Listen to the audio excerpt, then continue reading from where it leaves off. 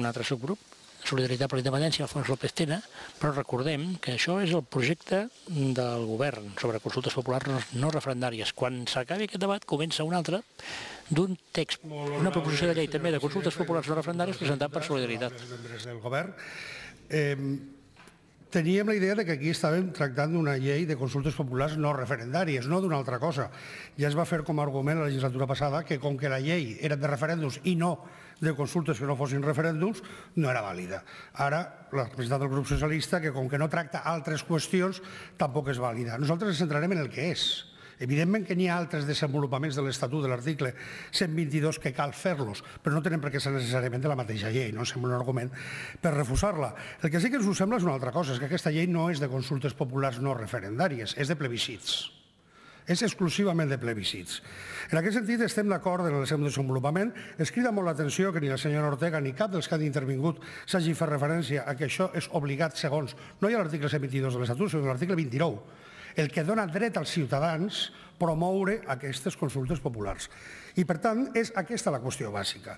La qüestió bàsica és que sigui una eina de participació ciutadana, no una eina de plebiscits, que això seria una altra llei en la que podríem o no estar d'acord, però el que no estem d'acord en absolut és a que es doni gat per llebre i a que s'hi pugui escamotejar les consultes populars sota la regulació concreta dels plebiscits que puguin convocar només una persona per cada institució, només el president de la Generalitat, només l'alcalde.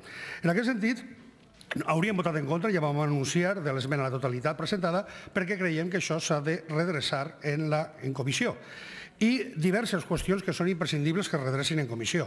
La primera, ja que vostès, representant del grup popular o del grup socialista, respecten tant al Tribunal Constitucional espanyol, doncs respectin-lo. Perquè el Tribunal Constitucional espanyol, en les consultes populars que no són referèndum, que és una distinció d'ample de via de tren espanyola, que només existeix en la ment i en la jurisprudència del Tribunal Constitucional espanyol, que és absolutament artificiosa i no té el més mínim sentit, però aquesta és la que el Tribunal Constitucional espanyol ha dit tant contra l'Estatut com en altres sentències. Quina és la distinció? Per una banda, fer servir o no el procediment electoral, per altra, fer servir o no el cens electoral, i la tercera i fonamental, quan diu que en les consultes populars no referendàries es pot preguntar sobre cualesquiera qüestions. Expresión literal, per recabar el parecer de cualquier colectivo sobre cualesquiera cuestiones. Per tant, cualesquiera cuestiones són les que han d'estar en una llei de consultes populars no referendàries, sense cap mena de límit. Límit que, en canvi, aquí el projecte presentat pel govern, com que està pensant en una altra cosa, en un tratge mida per a un plebiscit, doncs limita molt més enllà del que ho fa el Tribunal Constitucional espanyol. No solament als ajuntaments, en la qual li diu que només pot ser en l'àmbit de les seves pròpies competències, també respecte a la Generalitat de Catalunya, tant de l'article 1, actuacions i competències que afecten la Generalitat, com l'article 3, específic de competència, que diu qüestions relatives a matèries de competència de la Generalitat de Catalunya. Per tant, per què ens limitem més enllà del que ho diu el Tribunal Constitucional espanyol? Altres temes són també de gran diferència. Primer, el dret de veto. No estem en absolut d'acord amb que això sigui un plebiscit i, per tant, la participació ciutadana de l'article que mana l'article 29 de l'Estatut, que mana, insisteixo en la paraula, pugui ser burlada per un alcalde o un president de la Generalitat que, malgrat recollir totes les signatures, no estigui d'acord en aquesta convocatòria d'una consulta, perquè llavors ja no és participació ciutadana. Llavors, tornem una altra vegada, és un plebiscit a mans de qui governa. Tampoc l'exclusió del Parlament de Catalunya o del plenari municipal, que no està exclòs en la llei de referèndums, de consultes populars per via de referèndum, i en canvi aquí queda injustificadament exclosos. Tampoc la discriminació d'immigrants. Per què només poden votar? Per què només poden promoure els immigrants dels països de la Unió Europea o d'Espanya i no els de fora de la Unió Europea? Per què?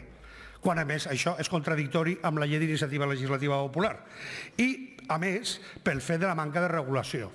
No pot quedar una matèria com aquesta en la qual la llei, després d'un any en la qual el govern ha estat fent una feina redactant-la, i dic un any perquè el mes de febrer de l'any passat ja van presentar Solidaritat Catalana per la Independència una llei de consultes populars no referendàries, que després es veurà que no hi hagi cap mena de regulació de com es convoca, de quina manera es convoca, quins són els requisits, quins són les garanties, quina és la manera de fer-ho, quan això sempre està regulat i quan, a més, senyora Bonet, específicament, escolti, és molt fàcil, és el que vostès van fer a l'Ajuntament de Barcelona. Sap el que és una consulta popular? allò que vostès van fer a l'Ajuntament de Barcelona sobre la Diagonal, una consulta popular no referendària, en el qual no es va demanar el permís del govern espanyol per res, i el qual no es va impedir per cap autoritat ni governativa ni judicial per res, perquè era una consulta popular que no feia ús del cens electoral, que no feia ús, que no era en el mateix àmbit de persones que podien votar, que no feia ús del procediment electoral i que, a més, era sobre qualesquiera qüestions, com diu el Tribunal Constitucional.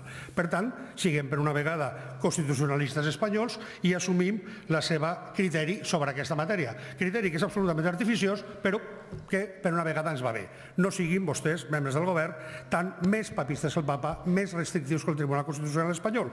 I en aquesta línia estenem la mà per a poder tractar en comissió d'aquestes qüestions, però ja anunciem des d'ara que si per la llei de consultes populars no és per participar els ciutadans, sinó per a simplement fer un plebiscit sobre allò que vulgui fer un alcalde o un president de la Generalitat, per nosaltres, per fer alcaldades, no ens hi trobaran. Moltes gràcies.